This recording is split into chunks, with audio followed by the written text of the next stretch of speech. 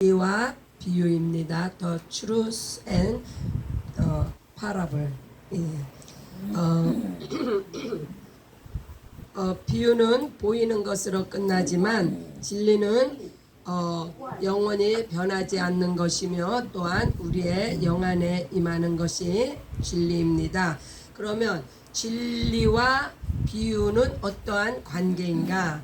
네, 진리는 말씀을 읽거나 설교를 들을 때 이제 우리에게 분별력이 필요한데 영적인 진리를 말할 때 비유는 쉽게 이해할 수 있도록 그렇게 설명하는 것이 진리와 비유의 관계입니다. 그렇게 생각하시면 됩니다. 네, 구약을 보통 비유요, 그림자요, 모형이라고 하는데 그것은 구약은 육체의 예법이기 때문에 그렇습니다. 예수님도 말씀을 가르치실 때에 많은 무리에게는 비유로서 그들에게 복음을 전하셨는데 그러나 제자들에게는 영의 말씀 진리로 가르치셨습니다. 또한 비유로 복음을 전할 때는 진리를 더욱 효과적으로 전달하기 위한 수단으로 방법으로 사용이 되어졌습니다. 이제 5가지 예를 들어서 이제 진리와 비유에 대한 관계를 설명을 할 텐데요. 첫 번째는 4가지의 밭입니다. 두 번째는 성전, 성전을 들어서 또한 세 번째는 구약과 신약, 네 번째는 율법과 예수, 또한 5번째는 육체와 영혼, 이러한 소제목을 가지고 말씀을 살펴봅니다. 마태복음 13장 14절로 23절, 이것은 주제에 관련된 구절입니다. 마태복음 13절에는 이사야의 예언이 그들에게 이루어졌으니 일렀으되 너희가 듣기는 들어도 깨닫지 못할 것이요 보기는 보아도 알지 못하리라. 이 백성들의 마음이 완악하여져서 그 귀는 듣기에 둔하고 눈은 감았으니 이는 눈으로 보고 귀로 듣고 마음으로 깨달아 돌이켜 내게 고침을 받을까 두려워함이라 하였느니라. 그러나 너희 눈은 봄으로 너희 귀는 들음으로 복이 있도다. 예수님께서 이렇게 이사야의 말씀을 이사야의 예언의 말씀을 인용하셔서 이렇게 복음을 전하십니다. 듣기는 들어도 깨닫지 못한다. 보기는 보아도 알지 못한다. 이것은 아직 때가 되지 않아서 그들의 마음의 준비가 되지 않아서 진리가 그들의 영 안에 들어가지 못하는 것을 말씀합니다. 이 백성이 마음이 완악하여졌다. 이 완악한 것조차도 하나님께서 허용을 하신 거예요. 구약에 바로의 마음이 강팍하여져서 라는 말씀이 있죠. 그 강팍한 것을 하나님께서 그렇게 강팍하게 하셨기 때문에 왜 하나님께서 하실 일들이 있으셔서 이와 같이 아직 때가 되지 않아서 저들이 들어도 듣지 못하고 보아도 보지 못한다. 그러나 너희 눈은 봄으로 너희 귀는 들음으로 복이 있도다. 무엇을 보았습니까? 무엇을 들었습니까? 그것은 아들로 말미암아 하나님의 생명의 말씀을 듣게 되므로 그들이 예수님을 보았고 예수님의 말씀을 들음으로 복이 있도다. 내가 진실로 너희에게 이르노니 많은 선지자와 의인이 너희가 보는 것을 보고자 하여도 보지 못하였고 너희가 듣는 것을 듣고자 하여도 듣지 못하였느니라. 이것은 구약은 종들을 통한 역사이기 때문에 아들이 오시기 전까지는 진리에 대해서 그들은 깨달을 수도 알 수도 없는 거예요. 그러나 이제 예수님께서 또 말씀하십니다. 그런즉 씨 뿌리는 비유를 들으라. 네, 이 씨 뿌리는 씨를 뿌린다는 것은 씨는 하나님의 말씀이요. 네, 하나님은 생명이십니다. 아무나 천국 말씀을 듣고 깨닫지 못할 때는 네, 이제 네 가지의 밭에 대해서 설명을 하는데 길가에 네, 천국 말씀을 듣고 깨닫지 못한다. 이것은 길가에 뿌려진 네, 그 마음이기 때문에 길가에 네, 씨가 뿌려졌기 때문에 그 천국 말씀을 들어도 깨닫지 못한다. 네, 얼마나 그 길가가 뺀질뺀질하고 단단하게 그렇게 생겼으면, 그러니까 이것은 길가라는 것은 우리의 하나의 마음밭을 이야기하는 거예요. 비유예요. 그러므로 네, 그것을 생각하시면 돼요. 길가에 씨가 떨어졌는데 그것이 네, 들어가지를 않는 것은 그만큼 마음이 강팍하고 완악한 거는 구약의 사람들하고 똑같은 거죠. 네, 그래서 네, 마음에 뿌려진 것을 악한 자가 와서 빼앗느니, 그러니까 네, 생명의 말씀 씨가 떨어졌는데 그것을 받지 못하는 것은 악한 자가 와서 그것을 가로챘기 때문에 네, 또한 돌밭에 뿌려졌다는 말씀은 즉 이것은 돌밭은 말씀을 받긴 받았는데 기쁨으로 받았어요. 그러나 그게 뿌리를 내리지 못하고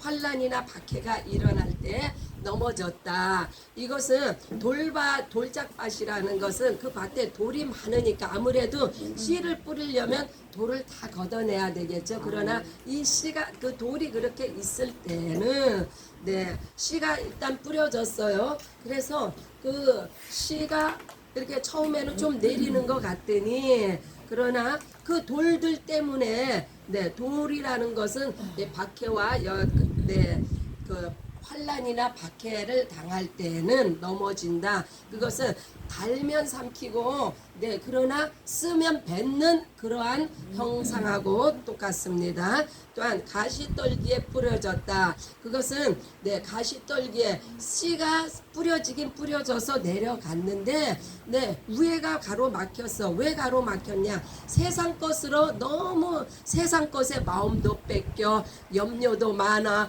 네, 세상에 유혹도 많아. 그래서 이 씨가 자라지를 못하는 거예요. 그것을 가시떨기에 떨어졌다. 우리가 세상의 염려와 재리다 하는 말씀은 곧 네, 육신의 정욕, 안목의 정욕, 이생의 자랑 이러한 것들이죠. 이러한 것들이 우리 심령 속에 가득하면은 말씀이 심겨지지가 않죠. 네, 이와 같이 이 세 가지 길가밭, 돌짝밭, 또한 가시떨기밭 이러한 그 밭들은 다 비유에 속합니다. 그러나 네, 좋은 땅에 뿌려졌다는 것은 말씀을 듣고 깨닫는 자니 결실하여 어떤 것은 100배, 60배, 30배가 된다고 말씀합니다. 이러한 좋은 땅이란 것은 곧 부드러운 마음을 가진 자, 인내하는 자, 또한 그 진리를 사모하는 자는 네, 이제 열매를 많이 맺어서 하나님 앞에 영광을 돌리는 그러한 네, 진리를 소유할 수 있는 진리가 심겨진 그러한 밭을 좋은 땅이라고 합니다.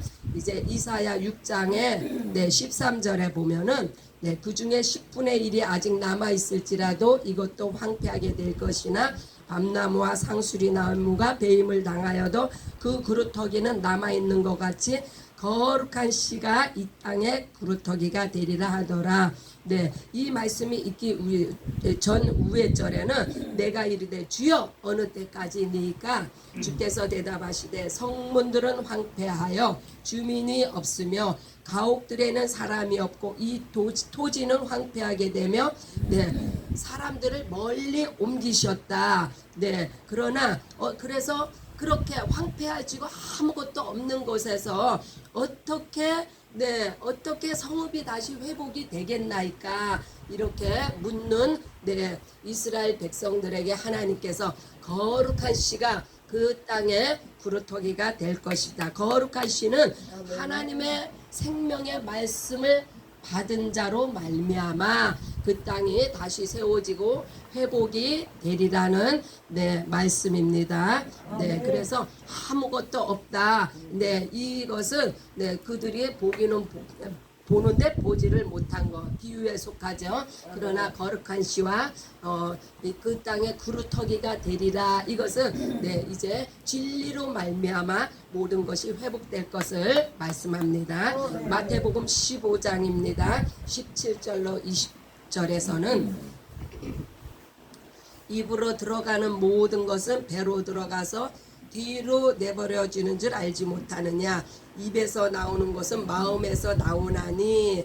네, 이것이야말로 사람을 더럽게, 입에서 나오는 것이 사람을 더럽게 한다고 합니다. 네, 입에서 나오는 것은 마음의 생각이 입으로 나오는데 이것은 악한 생각, 살인, 간음, 음란, 도둑질, 거짓 증언, 비방, 이러한 것들은 이 입에서 마음의 생각에서 예, 입을 통해서 나오는 것들로 사람을 죽이고 살리고 합니다. 그래서 그러한 것들이 네, 그 사람에게 네, 사람을 죽이는 말이지. 네, 이 손으로 네, 먹는 거 손을 씻지 않았건 씻었건 간에 네, 입으로 들어가는 음식은 식물은 식물일 뿐입니다. 네, 그러므로 네, 이와 같이 우리가 진리의 말씀 안에서 네, 참된 것을 생각하시는 네, 저와 여러분들이 되시기 바랍니다. 아멘. 이제 첫 번째로 네 가지 밭에 대해서 무엇이 비유고 또 무엇이 진리인지 네, 네, 본론으로 들어갑니다. 네, 사도행전 7장 53절, 54절. 사도행전의 7장 하면은 네, 무조건 스데반의 설교 딱 이거를 네, 감지하셔야 돼요. 네, 스데반의 설교를 듣고 마음에 찔려 그를 향하여 이를 갈거든. 네, 이것도 네, 그 강팍한 마음, 그 생명의 말씀을 듣고도 네 저들이 마음에 분이 일어났다 하는 것은 네 그들이 길가 밭의 마음을 가진 것을 볼 수가 있습니다. 마태복음 26장 27절 72절 75절은 네 그 베드로가 네 처음에는 부인하죠. 그러나 나중에는 네 돌이켜 회개를 합니다. 이것은 네 참 처음에 네, 목숨이 두려워서 부인을 하는 이것은 좀 돌짝밭과 같은 마음인데, 왜냐하면 베드로가 처음에 예수님을 잘 따랐잖아요. 그러나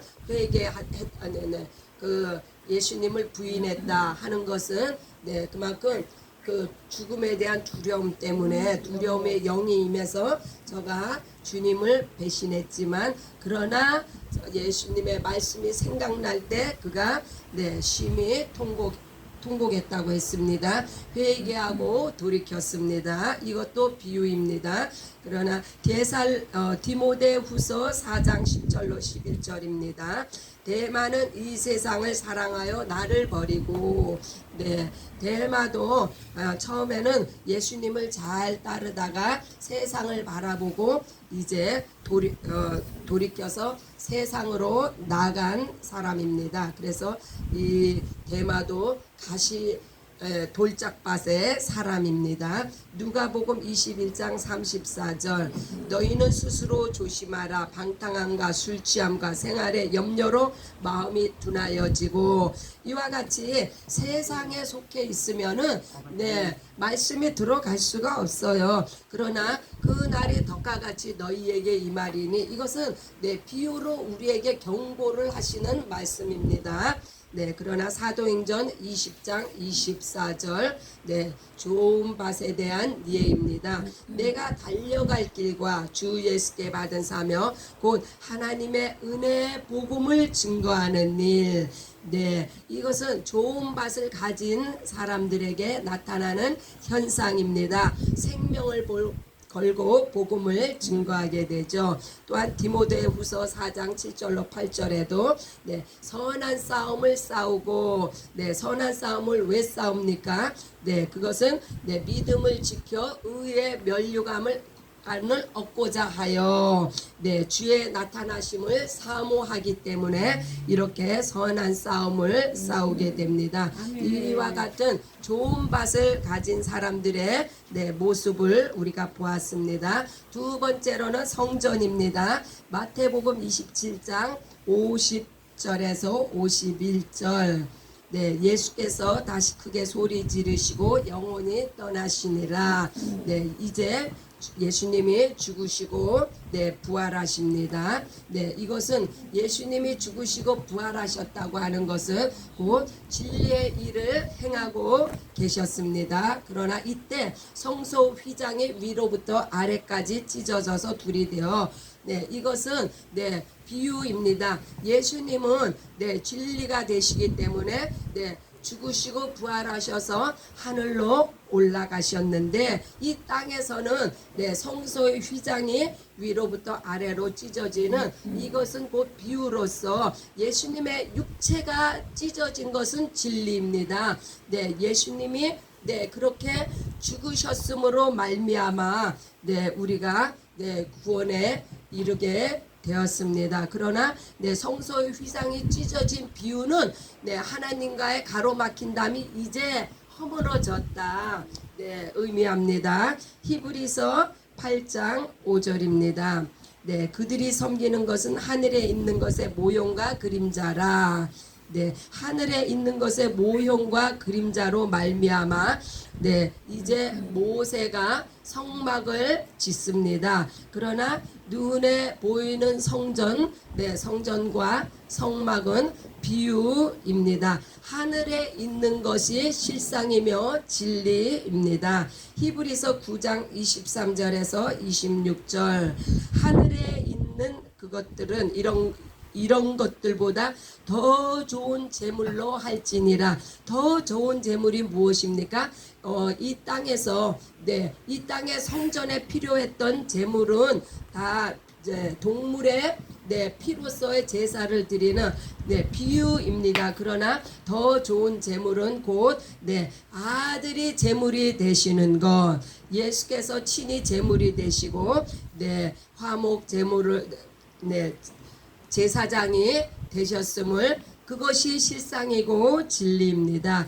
그리스도께서는 참 것의 그림자인 손으로 만든 성소에 들어가지 아니하시고 그렇습니다. 그것은 성소는 곧 비유이기 때문에 사람이 세운 대제사장, 연약하고 흠이 있는 대제사장이 성소에 들어갔죠. 그러나 하늘에 있는 성소에는 오직 하나님과 예수 그리스도께서 계십니다. 하늘에 들어가서 이제 우리를 위하여 하나님 앞에 나타나시고 대제사장이 해마다 다른 것의 피로써 성소에 들어가는 것 같이, 그래서 대제사장이 해마다 들어갔던 성소는 비유임으로 폐하여지고 이제 하늘에 있는 성소로 예수 그리스도께서 성전이 되시고 우리가 또한 성전이 됨으로 말미암아 왜 우리가 성전이 됐습니까? 성령께서 진리로 우리 안에 임하셨으므로 말미암아 우리가 성전이 되었습니다. 자기를 단번에 제물로 드려 죄를 없이 하시려고 세상 끝에 나타나셨느니라. 예수님은 이와 같이 마지막 때에 제물이 되시고 대제사장이 되셔서 보이지 않는 성전이 되셨습니다. 요한복음 2장 19절입니다. 예수께서 대답하여 이르시되 너희가 이 성전을 헐라 내가 사흘 동안에 일으키리라. 우리가 비유로는 구원을 받을 길이 없습니다. 그러나 구원을 받기 위해서는 예수 그리스도의 생명이 우리 안에 예수의 피로 우리가 죄사함을 받아야 하는데 동물의 피로 드리는 제사는 드렸던 성전은 폐하시고 예수의 피로 제사함 받고 영생을 생명을 얻어 성전 되시는 예수 안에 거하여서 영생을 사는 우리가 성전이 되었습니다. 이제 세 번째 단원입니다. 구약과 신약입니다.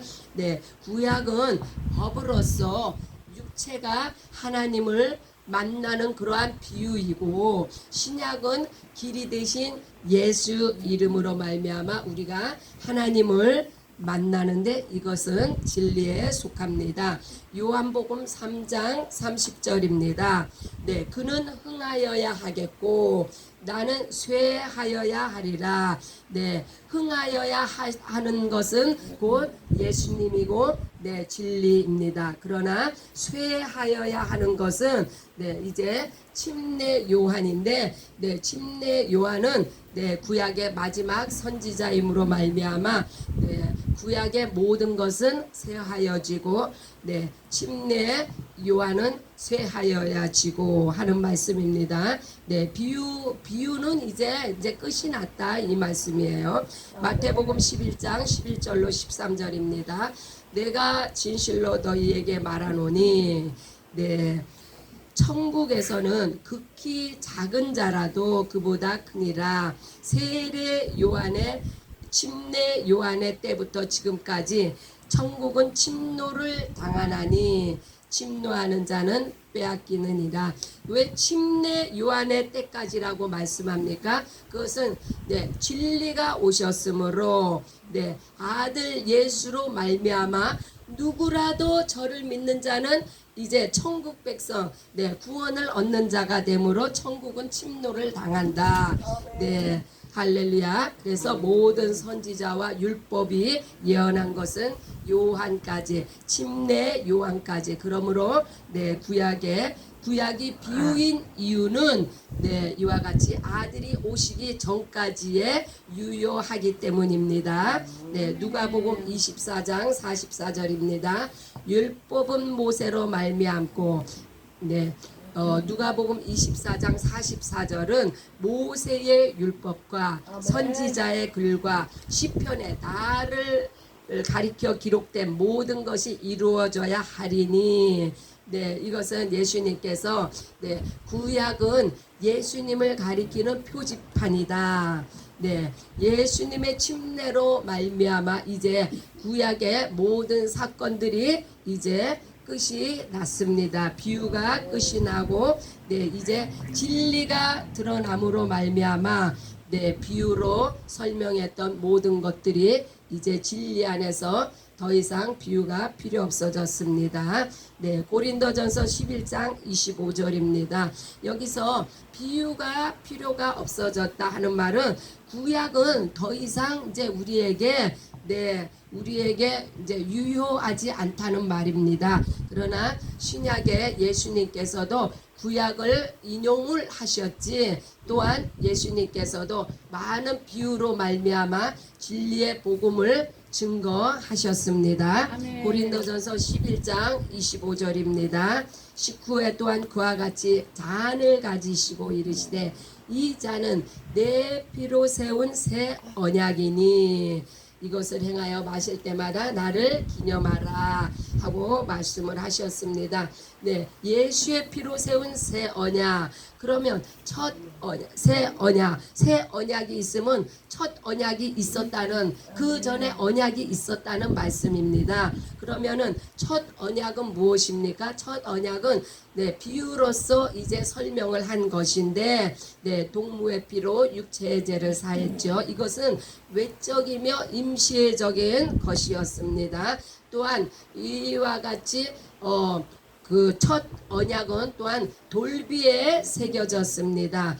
십계명 아브라함, 또한 그 이스라엘, 모세, 이 세상에 속한 것들은 그림자요 모형이요 비유입니다. 비유는 영이 아닌 육체와 관련된 것과 보이는 것들을 비유로 설명을 하셨습니다. 그러나 네, 예수의 피로 세운 새 언약은 네, 예수의 피는 우리의 영의 생명이 됩니다. 새 언약은 내적이며 영원합니다. 말씀이 우리의 심령에 새겨집니다. 단 한 번에 흘리신 예수의 피가 우리의 영의 죄를 사하시고 첫 언약을 성취하셨습니다. 진리는 영혼에 들어가는 것이, 진리가 영에 속한 것이 진리요 보이지 않는 것이 진리이기 때문입니다. 네, 이제 네 번째 단원입니다. 율법과 네, 예수. 네. 히브리서 네, 히브리서 7장 28절 말씀입니다. 율법은 약점을 가진 사람들을 제사장으로 세웠거니와. 네, 그렇습니다. 그래서 네, 구약이 비유인 까닭은 네, 이렇게 약점을 가진 그 사람이 제사장이 되었기 때문에 비유일 뿐이다. 그러나 율법 위에 하신 맹세의 말씀은 영원히 온전하게 되신 아들을 세우셨느니라. 네, 영원히 온전하게 되신 아들을 세우셨다. 이 말씀은 이제 진리가 세워졌다는 말씀입니다. 네, 비유는 끝이 났고 진리로서 네, 새 언약이 세워졌다는 말씀입니다. 요한복음 1장 17절입니다. 율법은 모세로 말미암아 주어진 것이요 은혜와 진리는 예수 그리스도로 말미암아 온 것이라. 네, 네, 율법이 모세로부터 왔다. 이 말씀은 네, 종에게 주어진 것이라는 비유고, 은혜와 진리는 예수 그리스도라. 아들로 말미암아 은혜와 진리가 임했다. 네, 마태복음 5장 43절 48절입니다. 네, 내 원수를 미워하라. 이것은 네, 율법이 말하는 비유예요. 그러나 너희 원수를 사랑하며, 이것은 아들로 말미암아 네, 우리에게 네, 증거되어진 진리의 말씀입니다. 네, 그래서 네, 원수를 미워하는 것은 이제 더 이상 우리가 네, 효력이 없고 네, 원수를 사랑하라 하는 말씀 가운데 거하시기 바랍니다. 네, 그러므로 하늘에 계신 너희 아버지의 온전하신가 같이 너희도 온전하라. 네, 아들 예수로 말미암아 아버지 안에 거하면 네, 우리도 온전함을 입습니다. 왜냐하면 진리 안에 거함으로 말미암아 네, 온전해집니다. 마태복음 17장 네, 3절로 8절입니다. 네, 그 이제 변화산상의 이야기인데요. 예수님이 계셨는데 보니까 네, 그 모세와 엘리야가 옆에 또 나타난 거예요. 그래서 초막을 셋을 짓겠습니다. 그러나 진리는 오직 한 분이십니다. 그래서 모세도 사라지고 네, 엘리야도 사라지고, 이것은 구약의 율법과 선지자는 다 사라지고 오직 진리가 되신 예수 그리스도만이 남았습니다. 할렐루야. 네, 이제 네, 다섯 번째 육체와 영혼에 관련된 말씀입니다. 네, 요한복음 6장 63절입니다. 살리는 것은 영이니 육은 무익하니라. 내가 너희에게 이른 말은 영이요 생명이라. 네, 이와 같이 육이 무익한 것은 네, 육은 실상이 아니고 비유입니다. 네, 그래서 우리가 이 땅에 살아가는 이 모든 생활들이 네, 이게 실상이 아니에요. 실상은 오직 네, 살리는 영 안에 실상이 있습니다. 네, 그래서 네, 우리가 영의 생명, 네, 영의 생명이 무엇입니까? 네, 생명은 하나님께 속한 것입니다. 하나님으로부터 말미암은 네, 아들 예수로 말미암아 우리가 생명을 얻었습니다. 네, 그래서 우리 안에 진리가 임했습니다. 마태복음 15장 11절입니다. 이것은 중복되는 말씀인데요. 네, 입으로 들어가는 것이 사람을 더럽게 하는 것이 아니라 입에서 나오는 그것이 사람을 더럽게 하느니라. 이거 아까 설명드렸죠. 로마서 8장 4절로 8절입니다. 육신을 따르지 않고 영을 따라 행하는 우리에게 율법의 요구가 이루어지게 하려 하심이라. 네, 우리가 영 안에 거하는 것이 진리입니다. 육신의 생각은 사망이요 영의 생각은 생명과 평안입니다. 왜 영의 생각이 생명과 평안입니까? 네, 그것이 이와 같이 영의 생각은 진리 안에서 나오는 것이기 때문에 생명과 평안입니다. 그러나 육신의 생각이 사망인 것은 이 사망은 마귀의 권세가 있는 것이 사망이기 때문에 그만큼 우리의 육신적으로 하는 생각은 마귀의 생각이다. 이렇게 보시면 됩니다.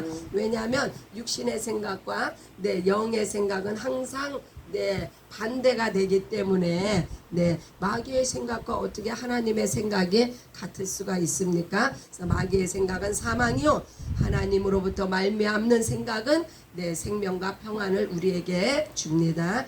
그래서 육신에 있는 자들은 하나님을 기쁘시게 할 수가 없다. 맞는 말씀이죠. 믿음으로 은혜로 성령으로 이와 같이 하나님을 기쁘시게 할 수 있는 영의 사람들이 다 되시기 바랍니다. 요한복음 16장 7절입니다.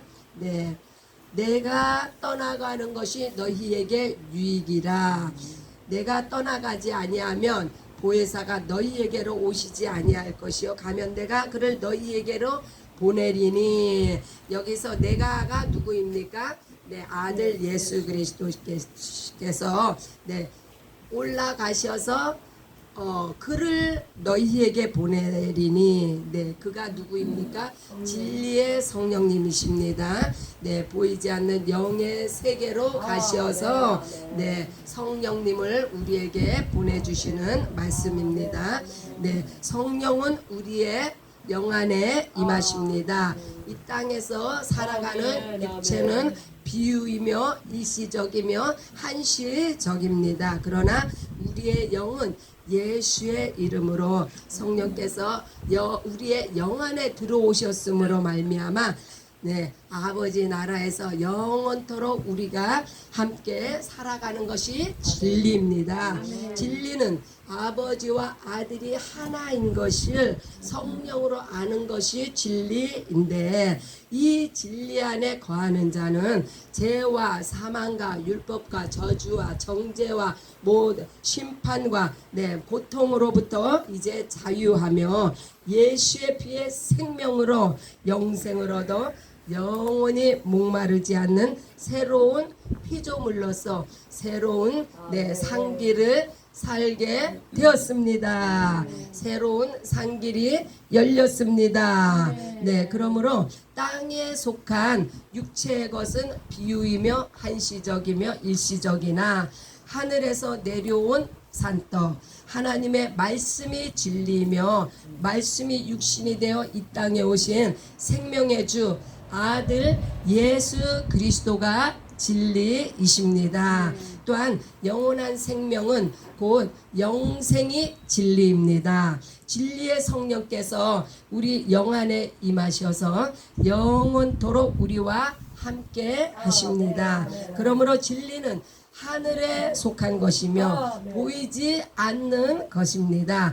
영에 속한 것입니다. 그러므로 땅에 속한 눈에 보이는 것들에 마음을 빼앗기지 마시고 영원한 하늘나라의 소망으로 충만하시고 진리 안에서 승리하시는 저와 여러분들이 되시기를 예수님의 이름으로 축복합니다. 할렐루야.